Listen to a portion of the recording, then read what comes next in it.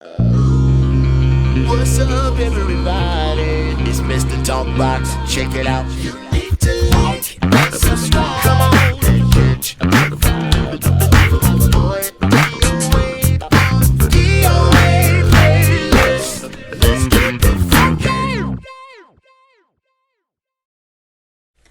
YouTube family and YouTube world, I hope everyone is well and blessed. Listen, y'all see that brother throwing up the real peace sign, right here. That's the real peace sign. We're going to talk about that. But listen, I want to welcome to the playlist this brother who has been in my life for quite some time. He's a genius. He's a scholar. He's a genius on different levels, not just music. He's a scholar. He's a spiritual brother. And y'all gonna find all of that out in this conversation that we about to have. This brother is his last name is King, and his last name is King for a reason, because he is really a true king. He's a warrior. He's a dude that has no fear. He's a brother that that's just, when you hear his story, you're going to instantly fall in love with this dude. Not only is he multi-talented, play many different instruments, sang his ass off, but he's just a good, spiritually rooted brother. And I'm so happy to have this brother here today, hanging out with me on the playlist. Y'all welcome to the playlist, the one and the only one, Anthony, A.K. King. Show him some love. Come on now, A.K. Greetings, brotherhood. Thank you for having me on the DOA playlist. I made the playlist. You know, you like the Johnny Carson of for musicians. Oh, I like that. I like that, man. Thank you, man. Thank you. I received that. Yeah, you're held in high esteem. What Johnny Carson was to nighttime talk show, you are to musicians around the world. And the fact that you decided to do this and you had some of the greats on, some of my favorites, some of my people that I admire, and listening to their stories, man. So to have me on here, bro, I'm really humbled by it and in awe. Just honored to call you brother. No, I'm honored, man, and thank you for that, man. And thank you for being here, AK, because I know how you spend your time, man. I forgot to mention in my introduction that you're the most private dude, most private brother I've ever met, man. And for you to take some time out, man, and share your story, man, and just reveal yourself to some of the world, man, for me is really, really, man, blessing for me, man, and I thank you for it, man. You know, I'm doing this, man, I'm having fun, just trying to create a platform because, you know, we all have stories, man, and my idea, I just really did this, man, started it just so my kids, man, could have, you know, something just that they can go back in time and always see, man, of their great-grandfather, their great-great-grand, their grand, and say, yeah, you know, my grandfather, man, knew some amazing people, and he was connected by a lot of people. So, man, I try to interview and have conversations with, first of all, some of my most favorite people in the world, man, and then I'm meeting a lot of new people as well that are brilliant, talented. So, and you're definitely, man, there was no doubt, man, I was going to have you on here, and it's perfect because you got a brand new project called Water to Wine. We're going to talk about that. We're going to talk about a few different things. So, man, big brother, how are you doing, man? You good? I am thankful for the whole thing, bro. I'm thankful for the whole ride. Right on, man. How's Las Vegas, man?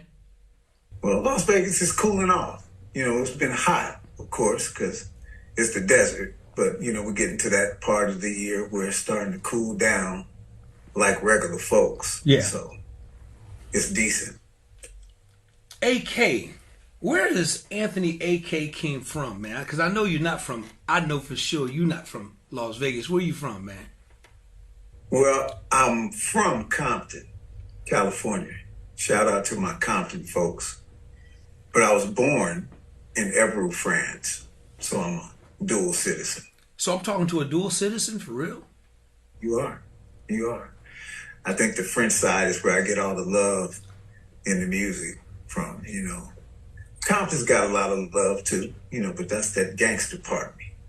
That's where the rhythm. AK, your family is full of talent, man. Was your parents musical as well?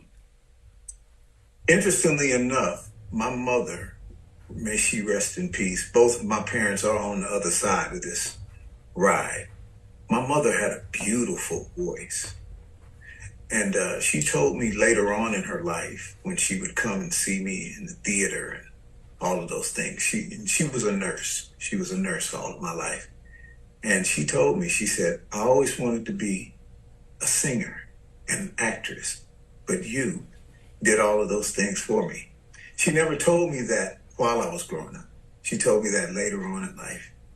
Both my grandfathers, my mother's father and my father's father.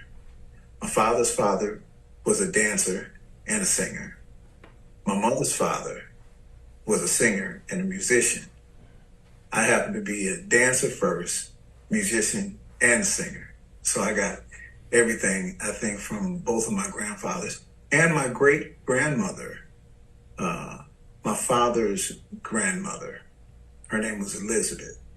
She was a real pianist, and I mean it like that. So I feel a lot of her spirit when it comes to respect for the notes, you know. So I think genetically it's definitely on display. Okay, so let me ask you this, brother. How does it happen, man? You're born in France, but how do you end up in Compton? How is that? Tell me about that. Well, you know, we're from that generation where a lot of our fathers were in the military. My father happened to be in the army, and he was stationed in France. So I happened to pop out there.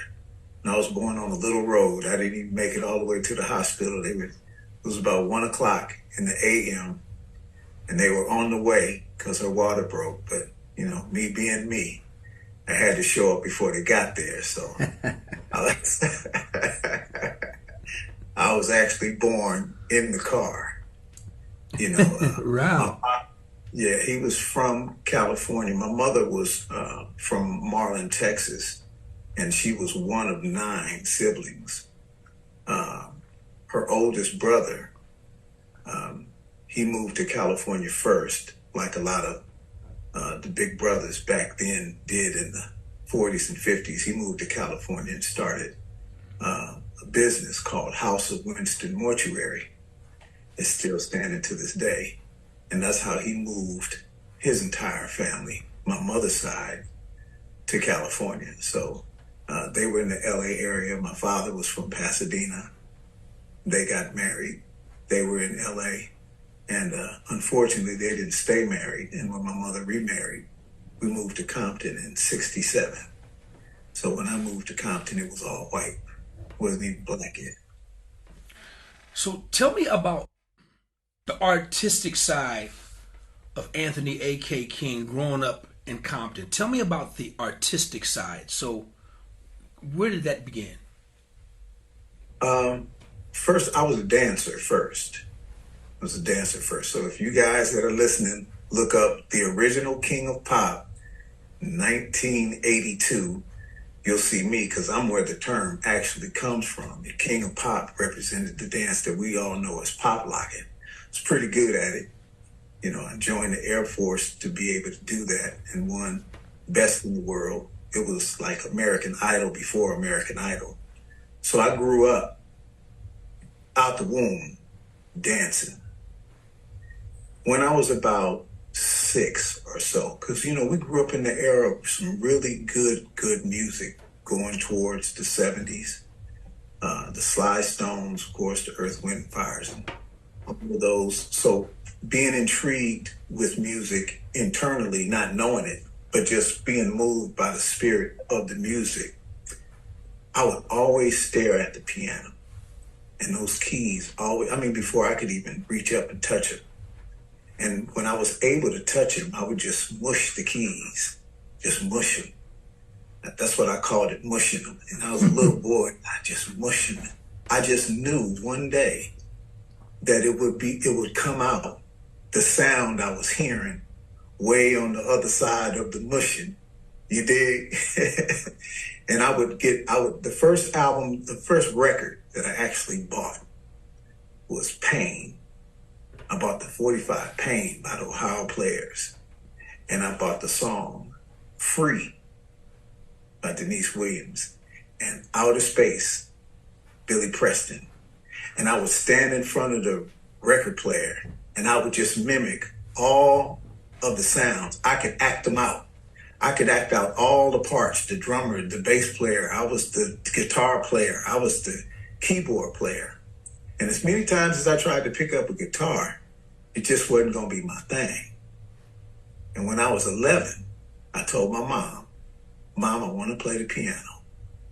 And she bought me a brand new upright piano, which my mother, shout out to her, she gave me everything.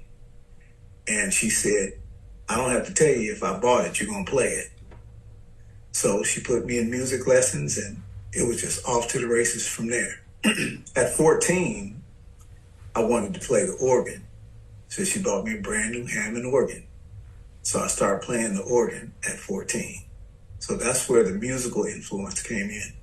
And then in high school, I remember as a child watching Grambling and Southern play because everybody was watching the football game.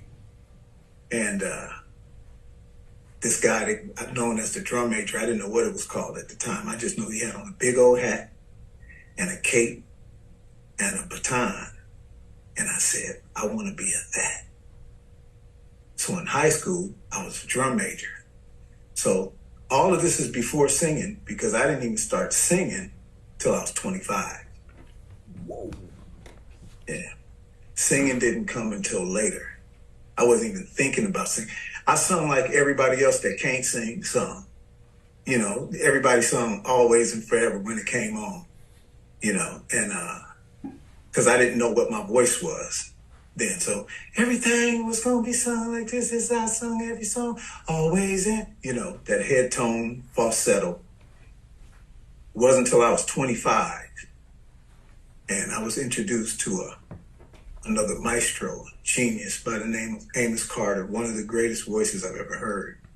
And my idea at that time was at 25, I could play my thoughts musically. And I had an idea of melodies, but I didn't think of myself as a singer. But Amos Carter, he would sing my songs for me. He would sing my ideas. And then one day he said to me, this is 1988. He said, man, why don't you sing? I said, man, I can't. He said, just sing it in your natural voice. And me being naive, bro, you're gonna really think I'm crazy on this one. When he said natural voice, I'm thinking of a voice with an afro on it. That's what I'm thinking. Natural. I'm serious, bro. Natural. What? Come on, man. I'm from the 70s. Natural voice, man. Look, I didn't know what a natural voice was. He said, it's the way you talk. You know, like the way you talk. So I went from this to just, you know, now starting to sing songs like this. So he gave me a cassette tape of a group called Commission. And he had my brother on there, Fred Hammond. And your brother. And your brother. Yeah, interesting. Didn't know him then, but I learned this song, Running Back to You. I just practiced it over and over to sing it just like it was on the tape. Next thing you know, 3 years later, 91, 92, I'm in LA now. I'm musical. I'm getting comfortable with it. I've gotten a record deal. I was signed to Elektra.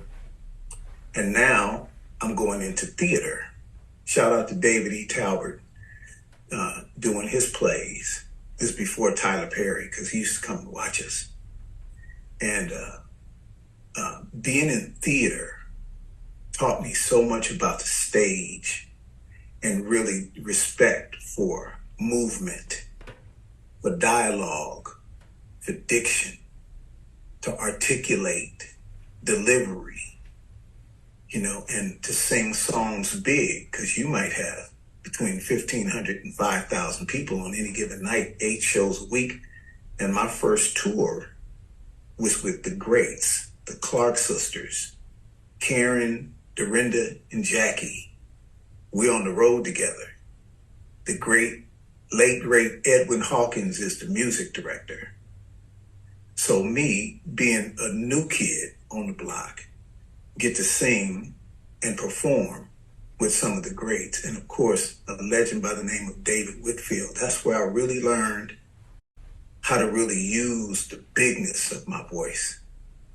So now we're on tour. We got the #1 show in the country, and we're getting ready to go to Detroit, where the Clark sisters are from. So everybody's coming out to see them, and Maddie Moss, their mom, was alive at the time.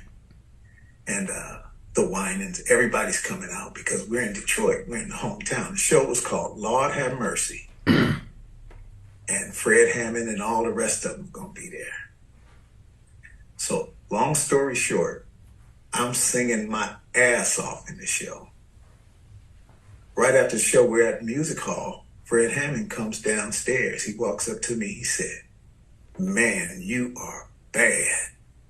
I said, "Man, you how I know how to sing." And we hugged right then, and we sat in his car that night in the cold. It was cold too. He had a little, I think, 300 Mercedes Black. at the time. Black, yeah. early 90s. And we sat in his car till like 1, 2 a.m. with him just putting in music and playing his thoughts, and we just chopped it up like we knew each other forever. And I've loved that brother ever since. He took me back to my hotel. We talked the next day. I talked to his then wife. And shout out to Fred Hammond, because he's a big influence on how I know how to use these vocals to this day. You know what? We're going to do something different. I've never done this in the show.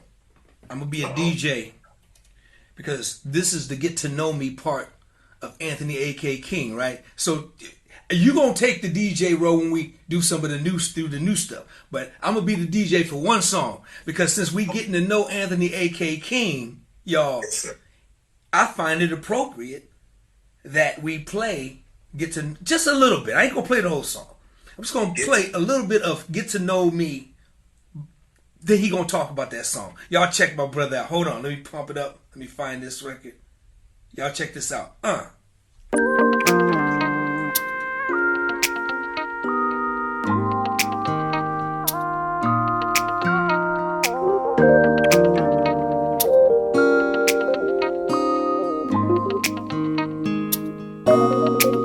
Get to know me. Just get to know me. You see how wonderful our lives can be if you only just get to know me. And everything gon' be fine. Trust me, You can take your own sweet time. trust me, We can take it slow and let this love affair grow into something we both enjoy. If you get to know me, just get to know me. You see how wonderful our lives can be if you only just get to know me. There'll be no more words. trust me, You're the lead Wait, in my okay. story. Hey, brother, I got to tell you this. Let it go and leave the past. That's one of my favorites. That's one of my all-time, just one of them. I have many, but that one there, man. Man, just talk. This is a little station identification break, right? Just a little break. Talk a little bit about just Get to Know Me, man. Just tell everybody where the album. Just talk about. I want to know what made you do a phenomenal song called Get to Know Me, man. Because I love it, bro. Well, I appreciate that coming from you, Maestro. That song is on the In Time album, my In Time album. And any of my albums, the listeners, you can just go to my website. I got it real simple. You can see the albums, click on the albums, it'll take you to iTunes or whatever platform, and you can hear the songs and you're able to purchase them. My website is anthonyakking.com. Get to Know Me was really that. Anytime I write a song, bro, you know, there's the creative parts, right? When we're in the studio and we're going through our thoughts and what we're feeling, and we're artists, we're putting it on display for ourselves. It's emotional. You can be angry. You can feel whatever you're feeling when you're creating. The question I always ask myself before I make a song public is, what do you want them to have? You know, why would you publish this for them? Because not everybody feels like you feel or thinks what you think. So if you want them to hear something or have something, what would you give them? So this was at a time in my life where I was saying to myself spiritually, get to know me. I was talking to me. So instead of saying get to know yourself, which is more projecting an idea, I wanted to internalize it, knowing that when you hear it, you'll say the same thing I said. So when you're singing it, you're saying, get to know me. Get to know me. I'm talking to my innermost being. I'm talking to those ancestors that I mentioned, my grandfathers, all of those that participated in my manifestation to this day. I'm really plugged into them as I am the house where they reside. Get to know me. Take these 12 notes that I gave you, like disciples, and use them. And get to know me, saith the Lord. So that's what that song is about. And I'm honored that you feel it the way you do. That song just puts you, well, it puts me, man. It's like a commission record. Dude, no matter whatever you're going through, man, I can listen to that song, man, and just be at a peaceful place, man. It's one of my favorite just songs, period. And I had to, you know, this whole thing. I wish we had like 3 days, bro. I wish I could do this with you for about 3 days because, and I might, you know, something else is on my mind. I'm gonna take another left here in a minute, but let's continue. So after you discover these talents, man, and these gifts, you discover you could sing. You started singing at 25, and you learned how to sing. You're doing this thing. Now you're in these plays. Now, the plays and all this stuff that you just mentioned, was that at age 25, or how old were you during that period of time? I started touring when I was about 28, 29. Okay. Toured for like 13 years in a row. So, when does Anthony A.K. King step in the world of, tell me about your recording artist process? Like, did you have demos? I know Elektra, you signed Elektra. Walk me through that, man, through that step right there.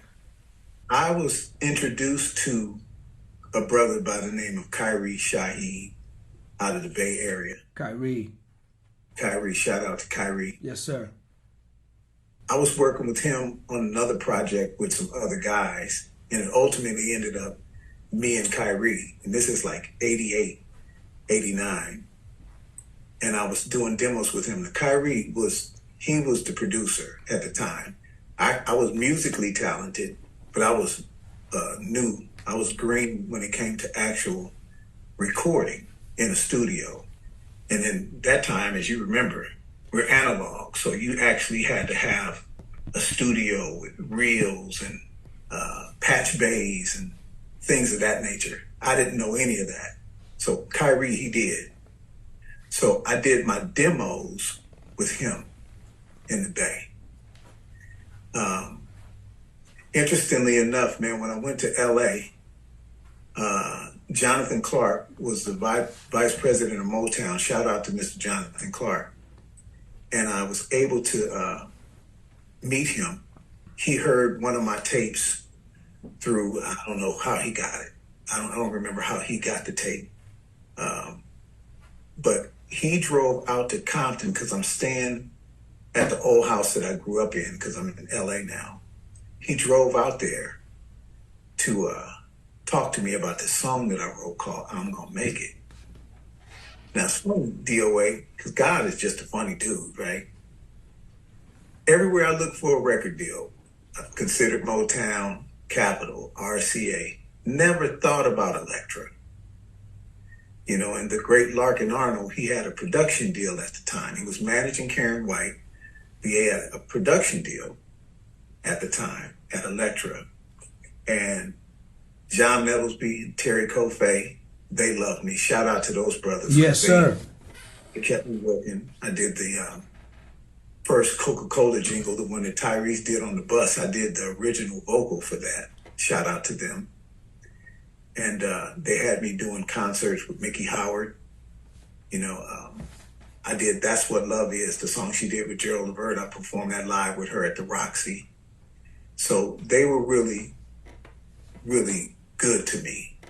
They introduced me to Larkin along with Lonzo Williams from Compton, Eve After Dark, Godfather of West Coast hip hop. That's where Dr. Dre and all of them came from because we're all from the same place. He was talking to Larkin about me at the same time. So Doug Williams was the head of A&R over there. And before Larkin can give him my tape, he already had it from somewhere. So I ended up getting an offer to sign with Elektra. I chose to sign with Larkin directly versus Elektra directly because if I signed with Elektra directly, they were going to tell me what kind of album I needed to make. I'd already met with Larkin and told him what I wanted to do. He had some kind of trepidation with it at first because I wanted to make my entire first album with Kyrie because he was the one I did my entire demo with. So I wanted to be loyal to that and to the few people that I met along the way. The Amos Carters that taught me how to sing, Crystal Johnson out of New York, and a few others that were doing the backgrounds and stuff. I felt that it was only fair that if I ever made a record, that those same people would be on that album. So my first album, the AK Experience, is my loyalty to all of those that were with me from the beginning. Yeah. So the recording, that record came out in 1991, and that's right before I started. So I went into theater already having a record out. And at that time, CDs were just new. So even recording plays and soundtracks was still a big production because to record them, you had to bring in a whole sound game to record. It wasn't just like pressing the buttons like we do now. So I was in that transition, and a lot of those theater buffs learned a lot from me about how to record a soundtrack for their plays. I was very influential in that part of it because back then the Shelley Garretts and all that, it was really a promoter's game. Artists weren't really making a lot of money. They were just glad to be on the road. Right. So I think that I'm one of the first in urban theater, especially off-Broadway, to sell my own products, write my own books, and demand that I own the rights to my stuff. I think that's the Compton in me to make sure that those things were going to happen. Okay, I'm going to take another hard left, and we're gonna pick it up right there as far as ownership, because there's a lot of meat on that bone right there. But I'm gonna take another left. I still want to let me go. I'm gonna go one more old. Let's go old one more time. And I because you mentioned God, and I know we talk about God all the time. We talk about God all the time. But you did a song called Talk to God. Watch out, church. I'm not even going to tell them the second part because I want them to hear just a little bit of this song and hear how cold this hook is, and then I want you to explain it. See, the good part is I already know. Hold on, y'all check this out. This is new for the playlist. I might do it more often because I'm digging this. Hold on. Right. Y'all check this out. Big Bruh AK King. Check this out.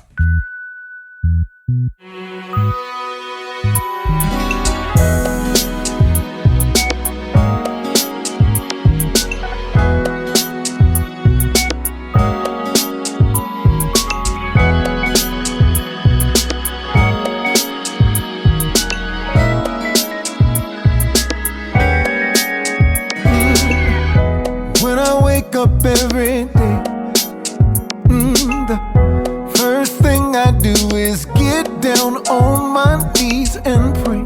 Thank you, Lord, for another day, for waking me up and moving me on my way. I talk to God in the morning time. Talk to God, yeah. Lets me know the sun gon' shine. Lets me know the sun gon' shine. Talk to God in the morning time. Talk to God and He leads me on my way. Leads me on my way. Get on with my day. I can't wait till morning comes, 'cause I want to know exactly where you're coming from. Teach me, Lord, I wanna understand. If everything I do is all in your plans.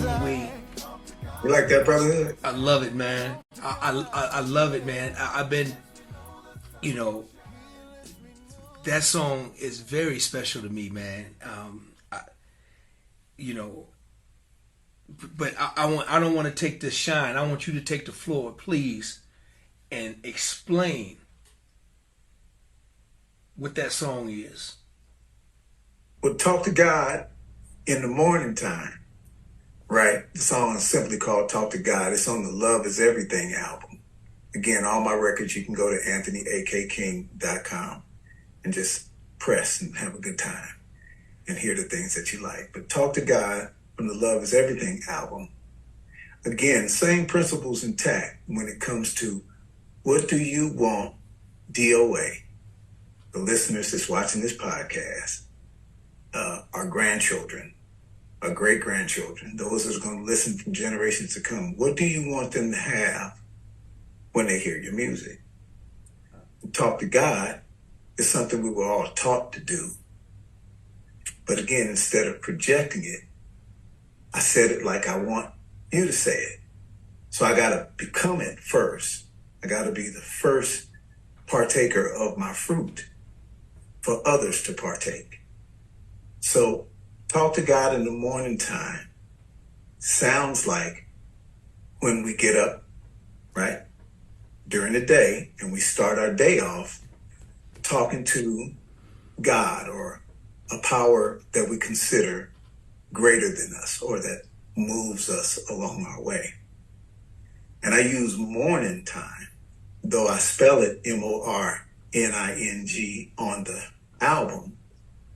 What I meant was morning, like MOURNING. Talk to God in the morning time, because that's when we do our best talking to God, when we're mourning. Cold. Talk to God in the morning time lets me know the sun gonna shine. Talk to God in the morning time. He leads me on my way. I get on with my day. Who don't want to feel that? Everybody wants to get on with their day, especially when we mourning. When we all up and at it, it's easier to do. But when things are heavy and you mourning and it's tough, hey man, I need to know that that's something special is there. It's going to get me up and keep me moving. So that's where Talk to God in the morning time comes from. Cold-blooded, man. Cold See, y'all, one thing about Big Bruh and I will be talking. I remember when I learned what the real deal was about it. I said, AK, talk to God in the morning time. That's my jam. Yeah. Here's Big Bruh. So, Brotherhood, tell me something. Why is that your jam? In other words, what does talk to God in the morning time mean to you? And exactly how he explained it, the first half of the explanation, that's exactly talk to God in the morning time. Mm-hmm. Get up, say your prayers. Night, say your prayers. In the morning. Just the sun rises and shines.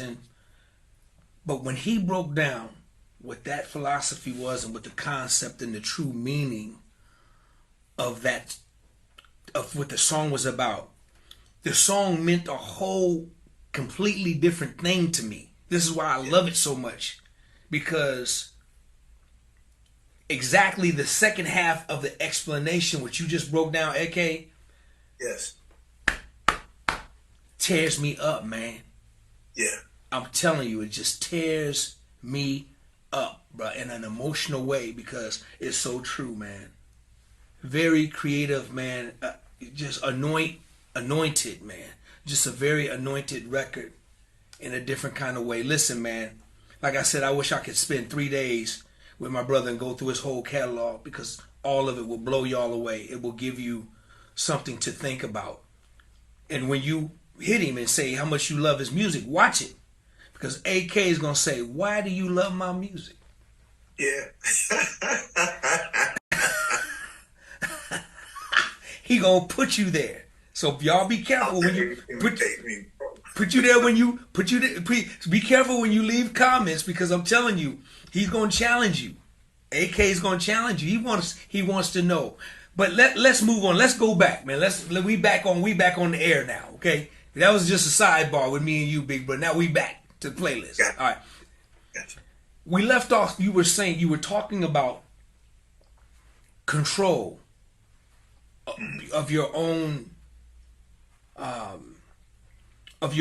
body of work, control of your own artistry, control of your name, all of that, of your properties. Explain. So, what happened in that process? Explain that part of it. We all know the business, right? So most of the people that listen to your broadcast are either professional musicians that have records out and have done things on a major scale, or enthusiasts that really want to grow and know the business. Now, we've heard a lot of the stories of what happens to artists when they give up what's most valuable to them, and that's their art. And I think Prince was a great advocate and a great leader in that department, trying to express to others the value of your work. Most times, like if I say, hey man, to an artist, why do you want a record deal? They say, I want to make a record. Well, making a record and a record deal, two different things. Why do you want a record deal?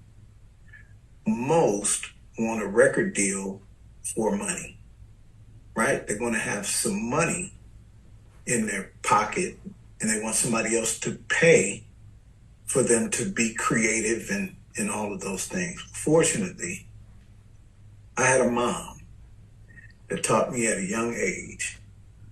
She told me when I was 13, she said, don't you ever buy nothing that you can't afford. And if you don't have the money on you, you can't afford it. So I never been in debt in my life because I had a mom that taught me better.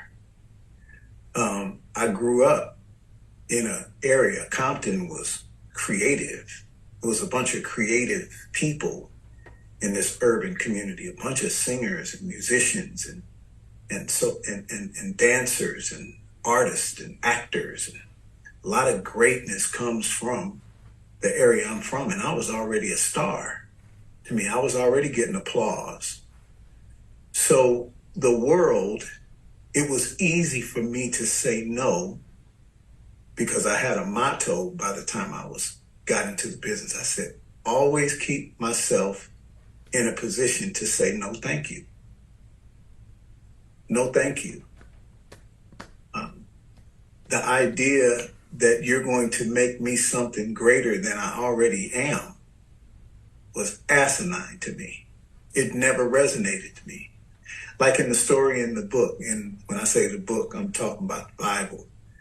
When David meets Goliath, right? Goliath is this big giant. David's this little scrawny kid. He says, I'm gonna knock your ass out. And the people are going, oh, David, this is Goliath we're talking about. This is Goliath, man. You can't go up against Goliath, right? But David said, I'm gonna take this slingshot and this rock, and I'm gonna bust your head open. And what I take from that is David never saw a giant. He never saw that. In like fashion, I never saw the industry as a giant. I always saw myself as the gift to the world, and not that they were offering me gifts from the world. So that's how I've always been able to maintain that which belongs to me. It may not be for the masses, because I don't need that. The book says where two or more are gathered. Because it matters to you, that's enough for me. Because it mattered to my mom, that's all that mattered. That's why I did it. And it's cream on the top when others that you don't know say, hey man, I heard your record and it meant something to me. And I've had that happen all over the world. So I've just stayed in that lane, just stayed in my lane when it came to that, because I'm the bright light, not the lights that they put on the stage. I'm the light of the world. I'm the gifted one.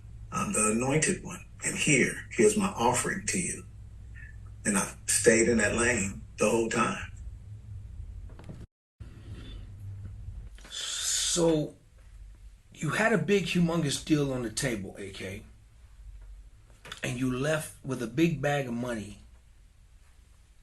and you left it on the table. You walked away from it. Few places, quite a few times. Because of everything that you just explained that was so powerful. It's beautiful sometimes. People don't understand how strong the word no is. And you're right, man. And sometimes that word no can be your best friend.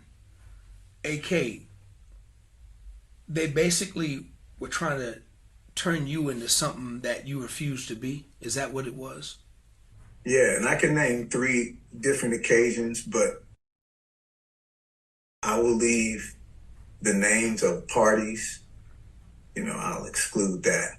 Okay. With respect to the people that wanted me in positions. And I've been, sometimes saying no can be offensive, or insultive. And I've been good at that too. And I've been threatened. I've been accused of rape. A lot of folks in at least 3 different incidents, because of money and people wanting certain control, came at me that way. And again, I got to shout out my mother, and I got to shout out the city of Compton, because I was taught to fight when I was a kid. And all of my fights ain't physical.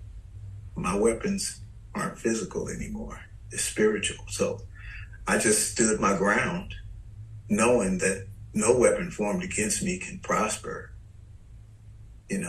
I came into this world with my gifts. If you want them, you're going to respect them. And you're going to treat me accordingly. And I don't owe you anything. And whenever you do pay me, is still beneath anything that I am. It's only your consideration of me.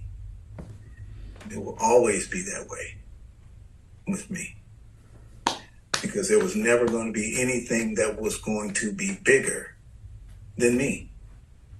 That would be the debt that my mother said refrain from. Anytime I got to look at you like I owe you some music, I don't want to do it no more.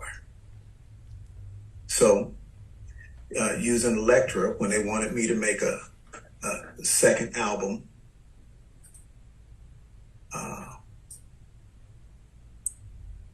I turned it down. And most, when they sign a record deal, bro, you know, most people do 7-year deals, right? 1 year with 6 1-year options.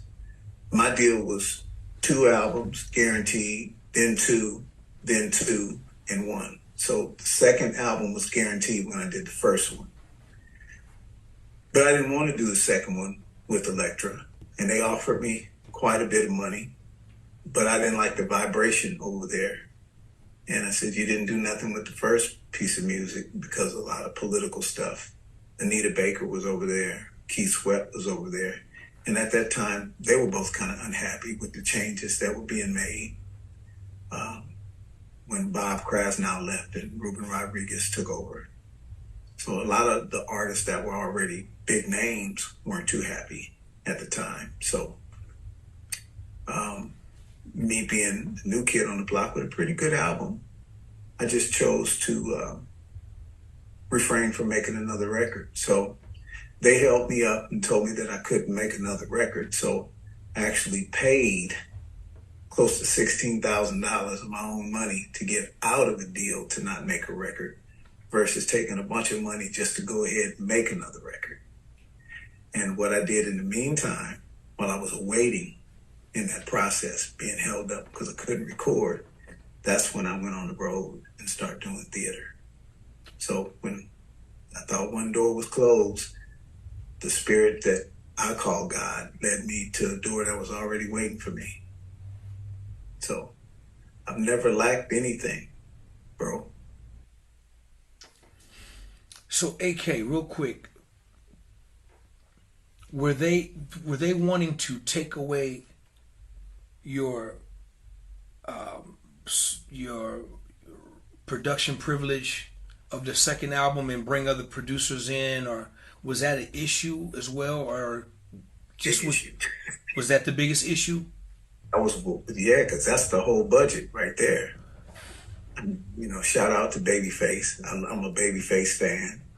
They wanted me to do a record with him.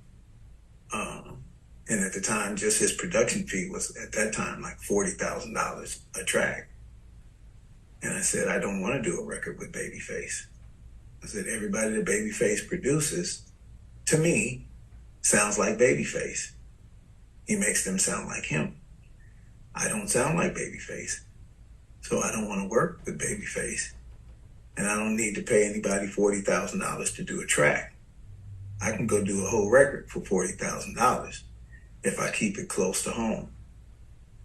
You know, so that was one of the biggest issues there. And I wasn't willing to compromise that at all. You know, I wasn't into the, and once you get in the door, then you get with the big shots and then you got to leave your people behind. That was never going to work for me. You know. Okay, let me ask you a question, man. Do you know a lot of people with that kind of faith personally? That's a good question, bro. I don't know unless it comes up in a dialogue, because I didn't even know it was faith. I didn't even consider it taking a stand at the time. I was just being me. I was just being what I know. It wasn't until, you know, later on when I hear some of the accolades and some of the things that I represent to other people that have been influenced by me. So over the 30 years, yes, even with theater, you know, I'm a big influence on how a lot of the artists now that go on tour with theater can sell their own product, because I was one of the first to open that Pandora's box. You can ask Tyler Perry. He knows me very well. So I think I'm very influential in how he was able to move forward, because I demanded that even with the record that I had, for example, I took my record out on the road with me because I already had a record out. So why can't I sell my record in the lobby when all these people are here watching me sing the song? They know I'm on your soundtrack. How come I can't sell my record? And I'm willing to give you guys a percentage of the album because I got a bunch of CDs. CDs were brand new. So I got a bunch of CDs. So, when that was a problem for, some of the big promoters, I said, well, can't stop me from selling them outside of the theater. So after the show, outside of the theater, I'll pay one of these background singers to stand out there and sell my CDs. Pissed a lot of people off. Got threatened by a lot of promoters. I'll leave them nameless. They know who they are. But it never stopped me.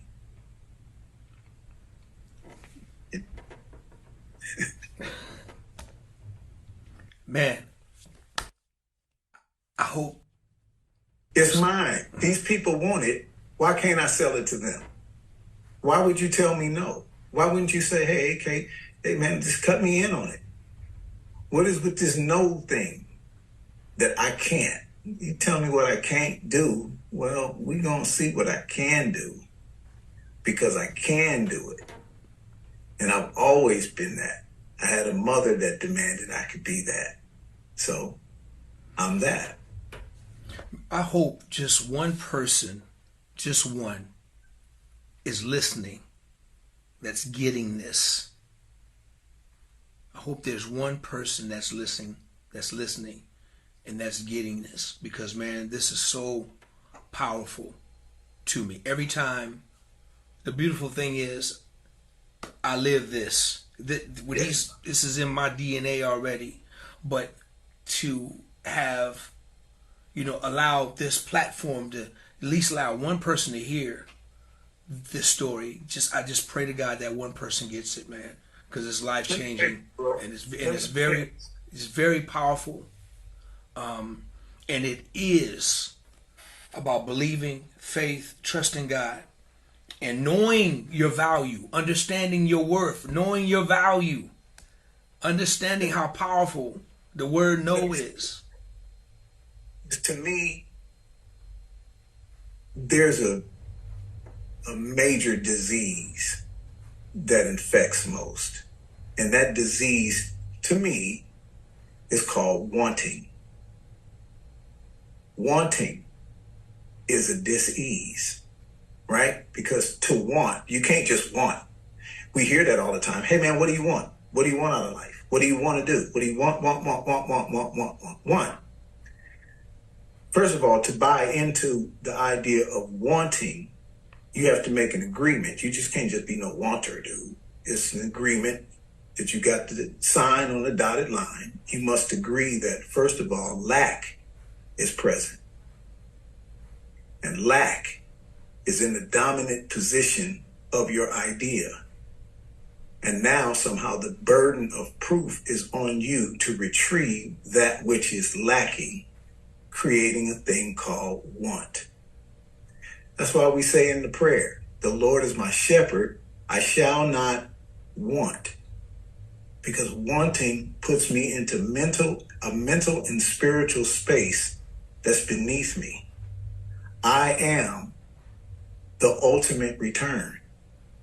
I am the ultimate prize to myself. My manifestation in this short amount of time that we're here to shine is the greatest gift that I can offer to the world. My gifts I offer to you. My songs, I offer them to you. The rest, when we engage, again, that's the cherry on top. But wanting something, that's where most get into the burden of debt. Because you accepted that fact that lack is present, and unless I want and do this, then I won't be able to do that. And fortunately, want doesn't have precedence here.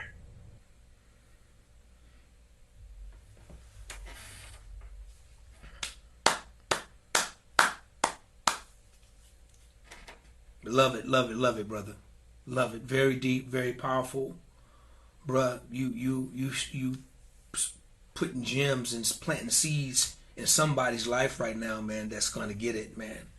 Listen, like I said, man, I need at least 3 days straight, nonstop with my big brother. But listen, let's get to Water to Wine. Yeah. Well, let me ask you this question, then we'll get to it.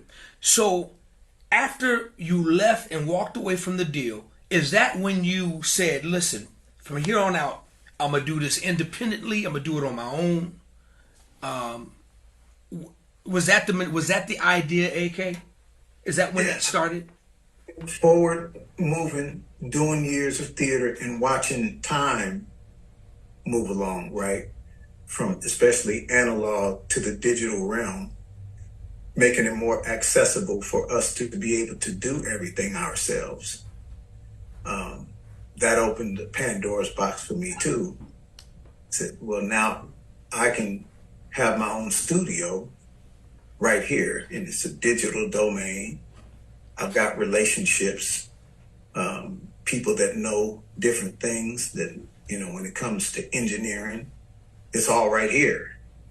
Ask some questions. You don't even have to come here anymore. We can talk on the phone, and we can get on the internet. We can FaceTime. We can do all of those things. So yeah, it was easy for me to walk into the realm of total independence with the platforms that we have today. Got it. Which led to the beautiful body of work, and we'll make sure, AK, I'll put links in the description on the page as well, so people can always and be able to go to where to find your music. But let's go to your latest project. Let's talk about the brand new record that you dropped on your birthday. September 16th. September 16th, my fellow Virgo big brother. Shout out to the Virgos. Water to Wine.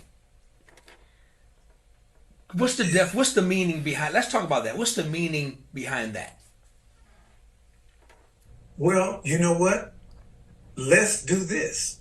Let's do this one like you did the other ones. You gonna DJ, right? You got the DJ? I got it. Let's go. Let's go. Now this one, guys, listening around the world, ladies and gentlemen, I have had the honor on this Water to Wine record to have my brother, the great Derek DOA Allen, participating on this record. So I think we're gonna go through, if I can, we got time out, we're gonna do 3, right? Yeah, let's go through 3 short ones, man. Yep. This one is called Water to Wine. We'll play a little bit of it and we'll talk about it. Let's go. Okay. And guys, this is Derek DOA Allen playing bass. Can you dig it? Here it is. Water to Wine, the title track to the new Water Wine album. Check it out.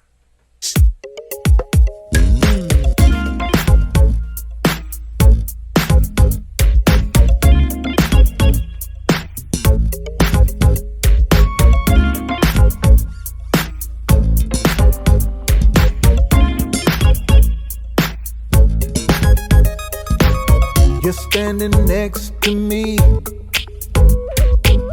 right where you're supposed to be. Right where you're supposed to be. On hood, your life's about to change. You just wait and see. You're gonna see. Oh, I'm gonna change your water to wine. Water to wine. 'Cause you're with me. Oh, I'm gonna change your water to wine. You might think it's a dream you're in. Hey, this ain't no fantasy. Ain't no fantasy. No. I am who I say I am. I do things miraculously. Oh, you're gonna see. You're gonna see. I'm gonna change your water to wine. Turn your water to wine. 'Cause you're with me. Oh, I'm gonna change your water to wine. Turn your water to wine. The party's just beginning.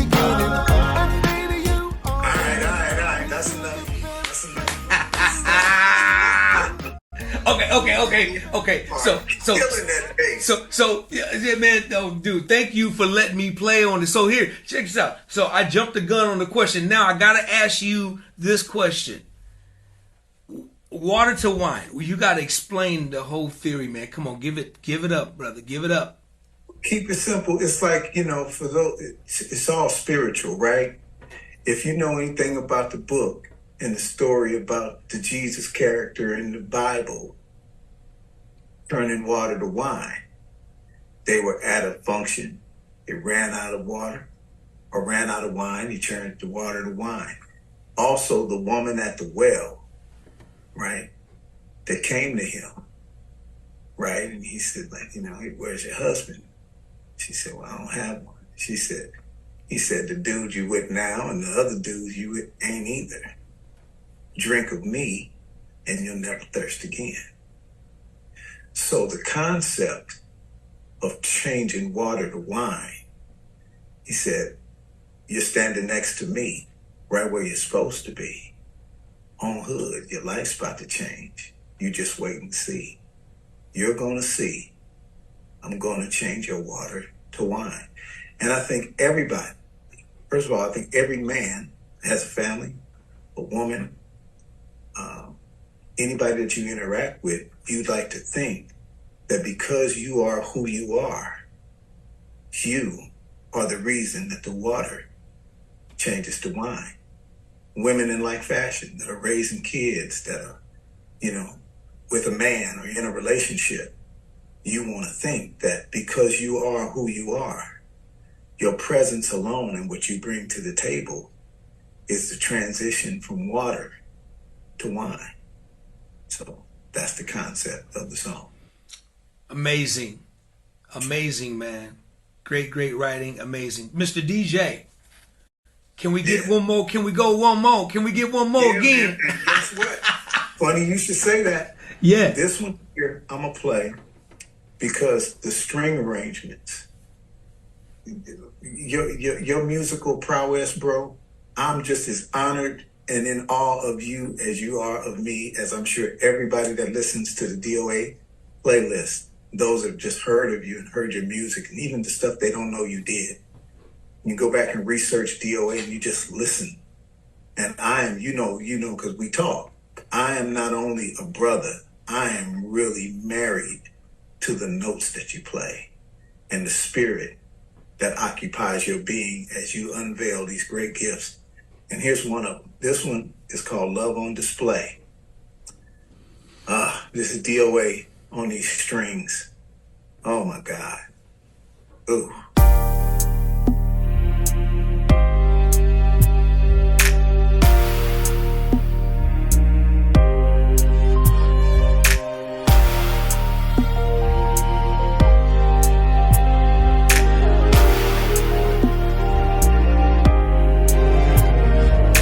First time I said I love you,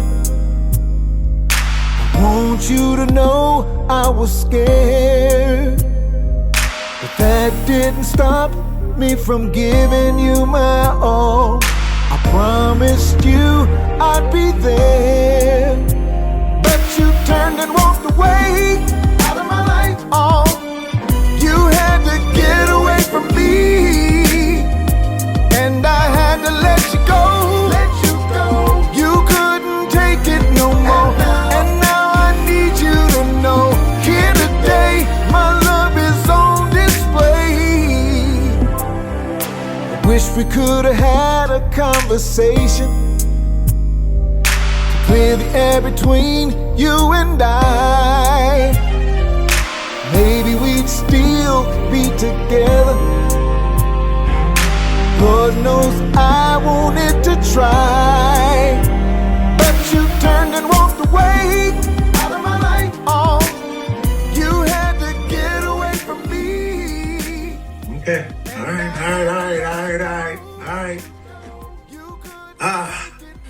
Hold on, Brother. man. Hold on, brother. Wait a minute, man. Brother, I think, to me, this is probably your greatest body of work.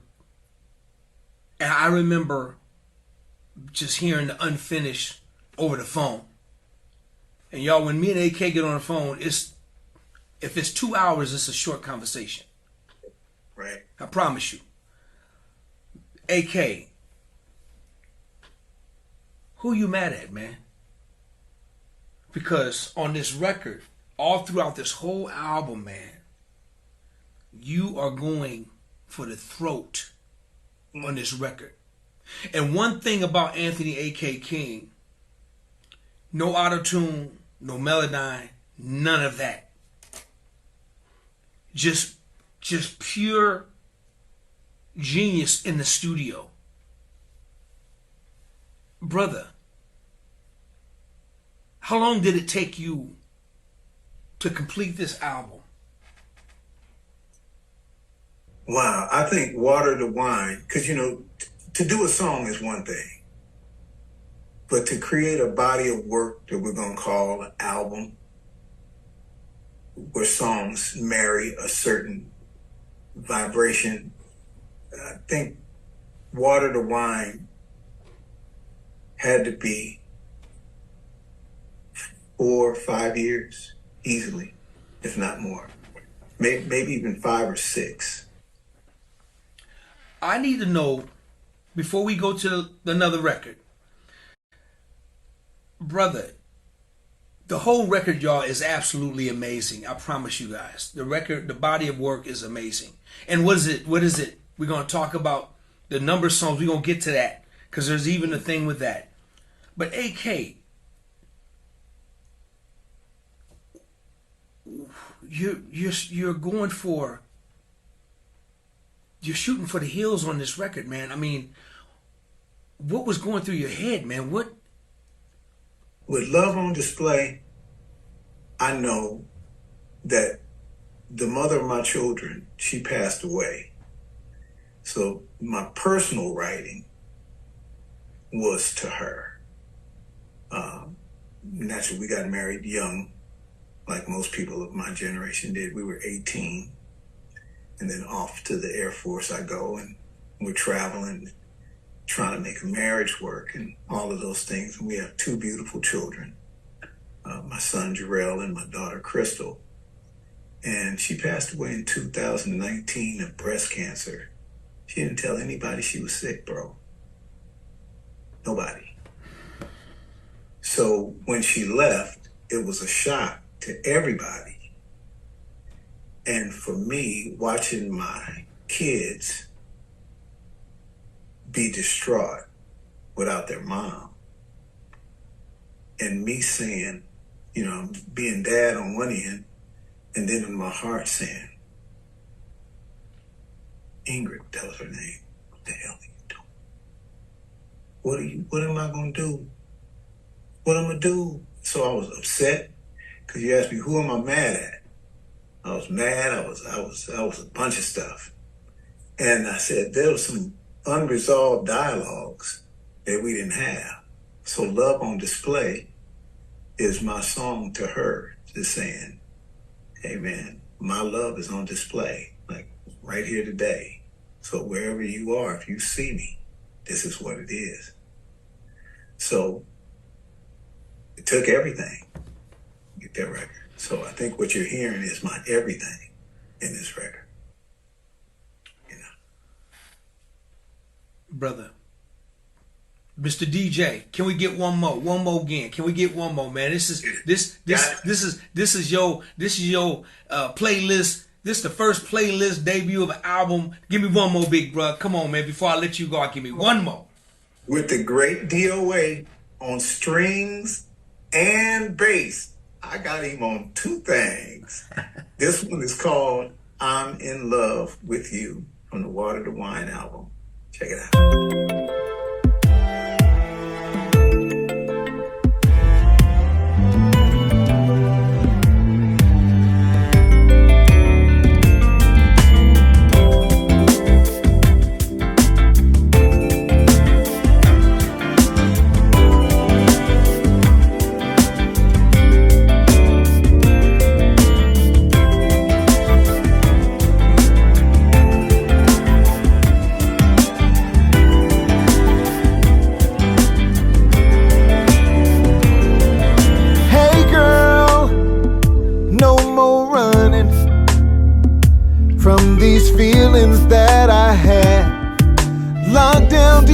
sides.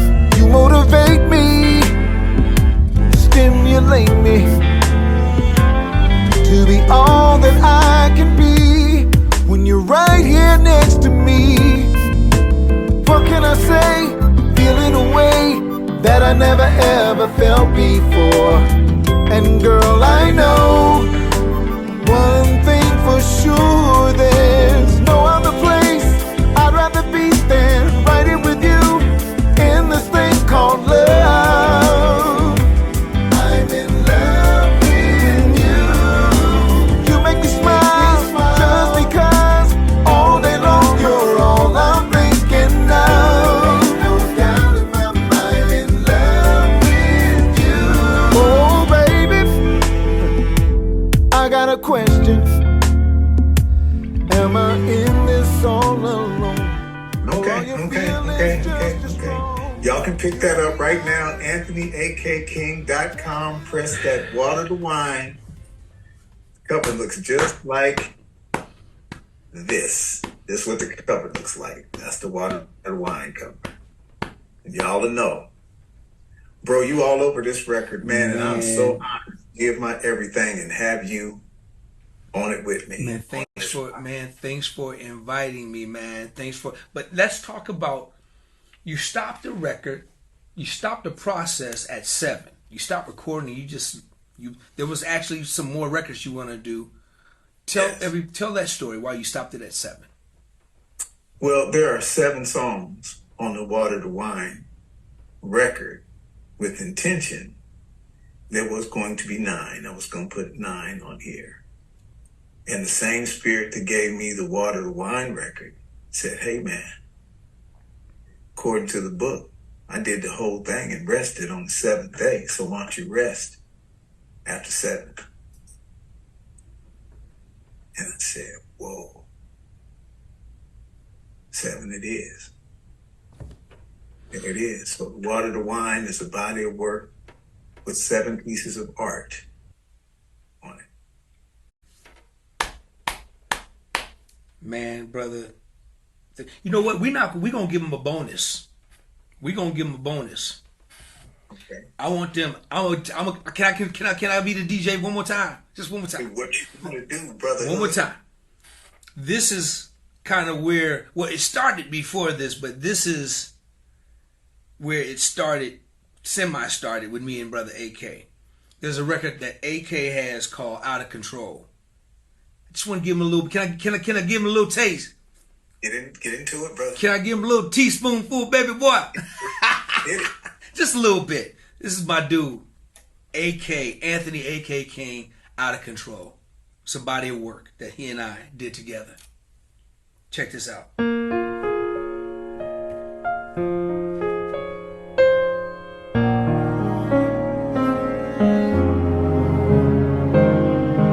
Every time I see you, there's a sign that says don't touch, because you're my dude's girl, and I want you so much, and I can't explain why this is happening to me. I got so much to lose, cause he's my dude. Oh no, my body's telling me yes. Oh no, I can't let go, I'm out of control. Oh no, I keep on thinking about you. I know I'm not supposed to. Oh no, I can't let go, I'm out of control. I don't know why I can't control these feelings. I lay awake at night and I'm staring at the ceiling. These thoughts I'm having are taking me close to life. It would kill me if I found out that he wanted mine. Oh no, my body's telling me yes. Oh no, I can't let go, I'm out of control. I keep on thinking about you. I know I'm not supposed to. Oh no, I can't let go, I'm out of Gotta pull that one back, man. Listen. Man, I know the world wants to know. They want me to ask you this. Dude, now that's DOA doing all the music. I'm all the vocals. Now, bro, what were you thinking about to put them string arrangements and that piano together like that? What was on your mind? Normally I wouldn't on my set. See, it don't work when somebody asks me a question. I gotta ask you all a question, but because you my big brother and I love you, you know, I heard when I first time I heard the original, because AK, you recorded the original how long ago? What year was that? 09. Oh nine. Okay. When I first heard that song, you know, I knew that I just wanted the vocal. You know, it just spoke to me just after one listen, and I just, you know, the original and this, they're two different versions. The original version is amazing as well, but this was special to me. I mean, just listening to it, man. I asked you for the acapella if I could get it, and you let me get it, and the melody, man, that you are singing and that you wrote, man, and it was just so beautiful. So it spoke to me just naturally. I thought about a bunch of different things, man. I thought about it's crazy, man. I thought about the series MASH. The way, even though I didn't dig the show, the theme song made me feel a certain way. And soon as I heard the original record, I heard both that, and what you had to offer. It's crazy, come together. Yeah. And it was just weird, man. It just hit me. And then I just went to work on it. And basically what inspired it was your melody, man, your metaphors, your melody, your music, and your voice. I mean, just, you know, just the characters and the textures and the stuff you deliver in that song. It was easy. It just hit me, man. And I just went to work on it. I saw the beginning, I saw the middle, and I saw the ending before I even got started. When I heard the original, I saw the beginning of something else I wanted to do. I saw the middle. I got to the ending. I saw it was already laid out. So the blueprint, the roadmap was there. So all I had to do is read the ingredients and just do it, and that's what we came up with. And it was just an honor, man, just for you to allow me just to,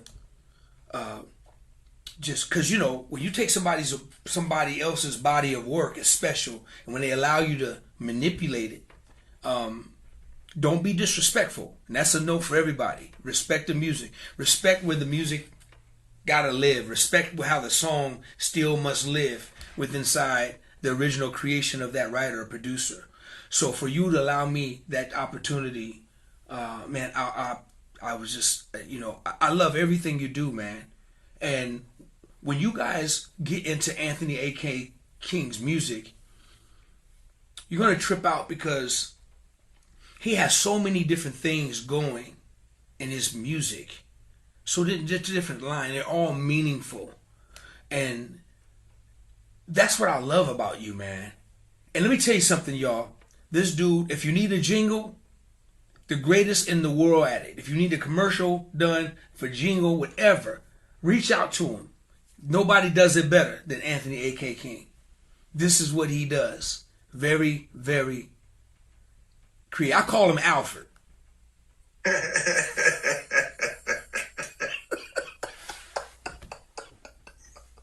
Oh, God. Don't get into that. We're going to leave that alone.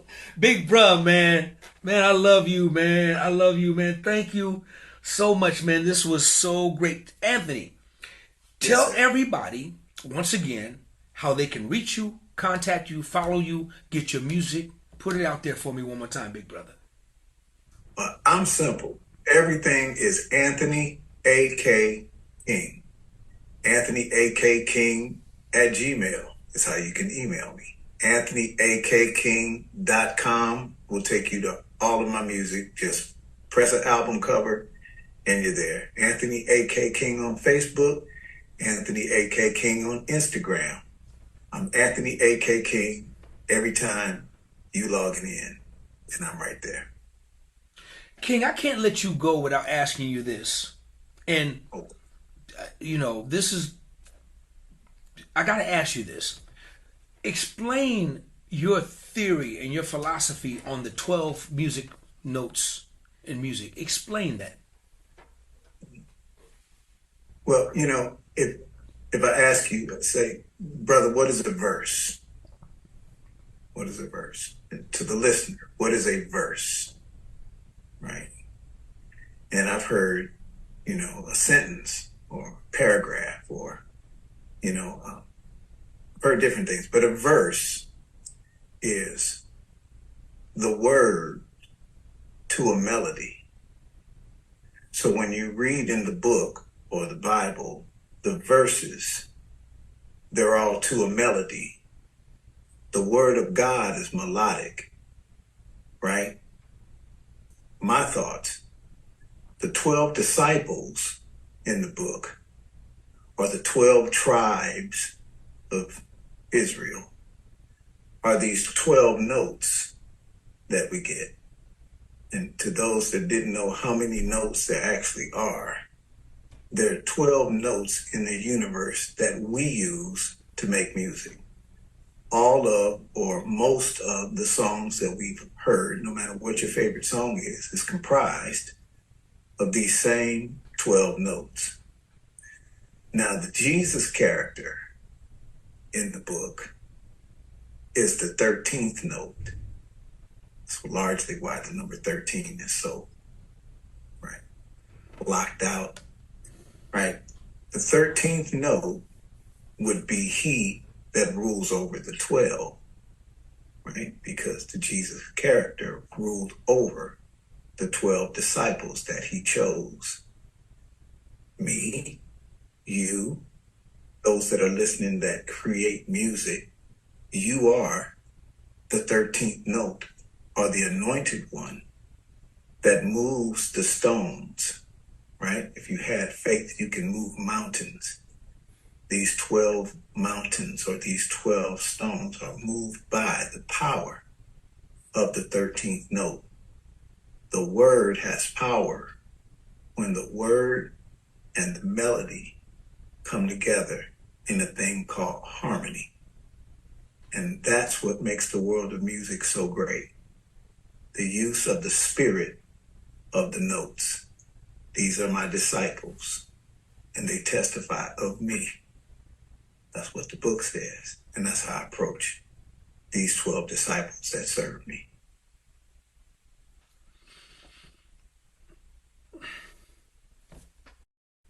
Man, I love you, man.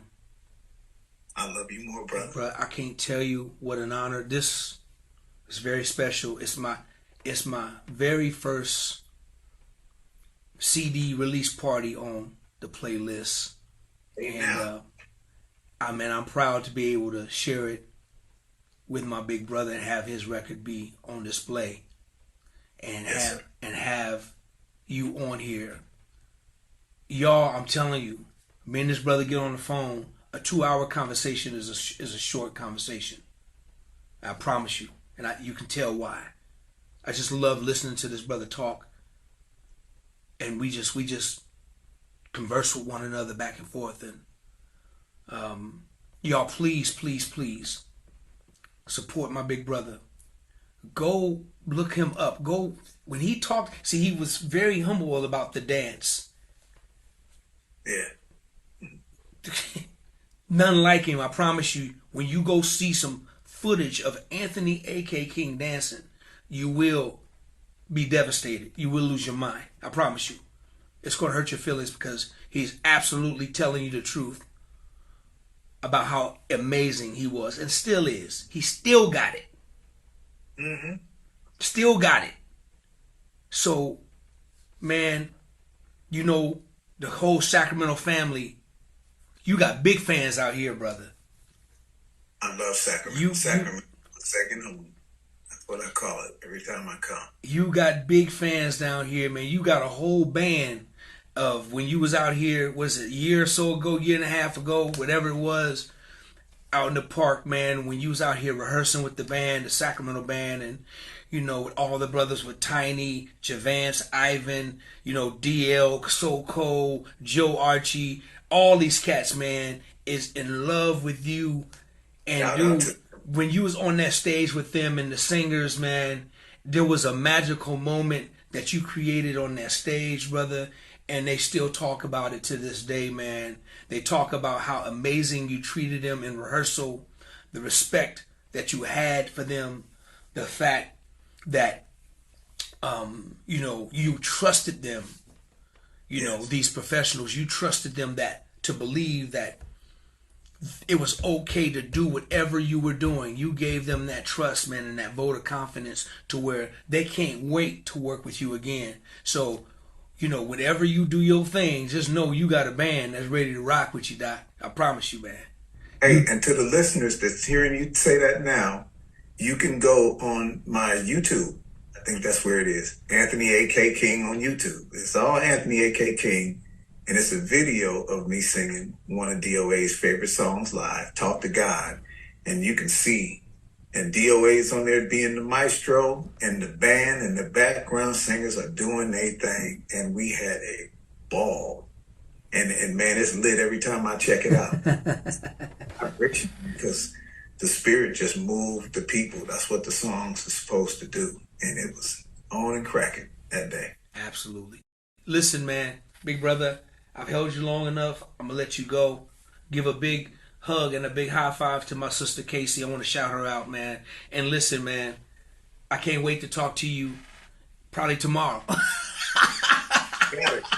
This line is always open for you, brother. Man, I love you. Anthony A.K. King, thank you, man. And you, man, like I said, now everybody realizes well, your last name is King, and this for a reason, y'all. His last name is King because he's truly a king and a lion and a true beast. All right, so, big bruh, thank you for hanging out with me, man. Y'all go out, support the record, go listen to the music, support my big brother, love on him. I guarantee you won't be disappointed. Y'all give it up for this man right here. The real peace sign. What does this mean, AK? Real quick. This means we don't need no more division. Keep our peace together. Come on, everybody, give it up, Anthony A.K. King, the kingdom. Love you, boy. Love you too, brotherhood. Right on.